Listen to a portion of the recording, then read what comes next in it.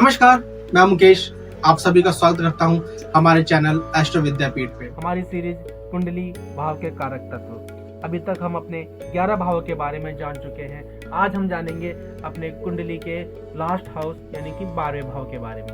जी, यह कुंडली का 12वां हाउस व्यय हाउस कहलाता है। इस व्यय हाउस यानी कि खर्चे का घर।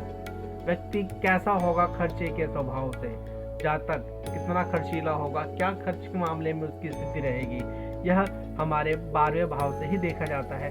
खर्चे सिर्फ व्यक्ति के पर्सनल खर्चे ही नहीं, वो किसी भी तरीके से खर्चे हो सकते हैं। यानी कि वो धन का व्यय कर रहा है, खर्च कर रहा है, वो कहाँ कर रहा है इससे कोई वो नहीं है, सिर्फ खर्च कर रहा है।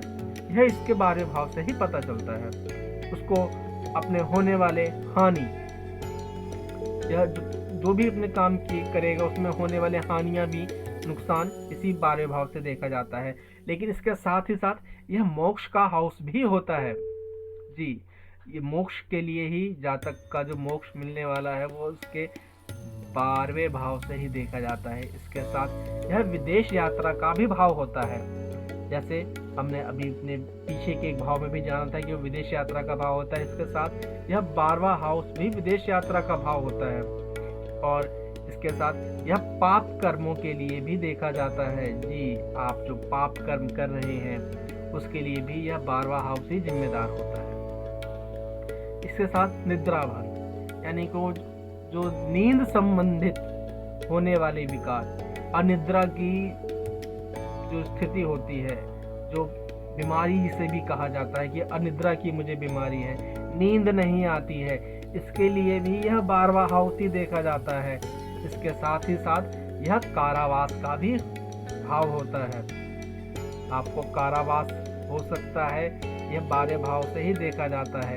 इसके साथ यह क्लेश यानी कि छोटे मोटे जो क्लेश या बड़े तरह के क्लेश होते हैं जीवन में, इसके लिए भी यह 12वां हाउस ही जिम्मेदार होता है।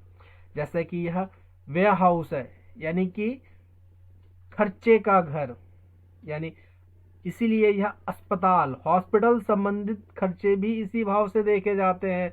आपके हॉस्पिटल से चीजें भी इसी 12वें भाव से देखी जाती है। शयन सुख, नींद संबंधित सुख भी इसी 12वें भाव से देखे जाते हैं। और कर्जा चुकाना यानी जो हमने ऋण लिया है उसको चुकाना है, इसके लिए भी यह 12वां भाव ही जिम्मेदार है। इसके साथ साथ यह दरिद्रता का भी भाव है। 12वें भाव से ही व्यक्ति के जीवन में होने वाली दरिद्रता के बारे में देखा जाता है। तो यह थी हमारी 12वें भाव की जानकारी। मैं आशा करता हूं आपको हमारे द्वारा दी हुई जानकारी पसंद आएगी और ऐसे ही अन्य आगे की जानकारियों के लिए आप हमारे साथ जुड़े रहें।